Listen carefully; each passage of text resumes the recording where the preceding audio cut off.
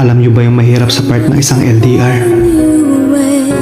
Pag dumating yung araw na isa sa inyong mawalan ng gana, mapagod, ma-out of love, or worse yung makahanap siya ng mas malapit na makakasama niya araw-araw. Yung tipong nagagawa sa kanya yung mga bagay na hindi mo kayang gawin kasi malayo ka.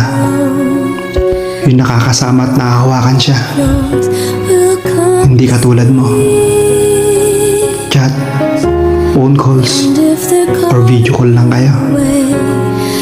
Wala kang magawa kundi umiyak na lang at hayaan na lang kung saan siya magiging masaya.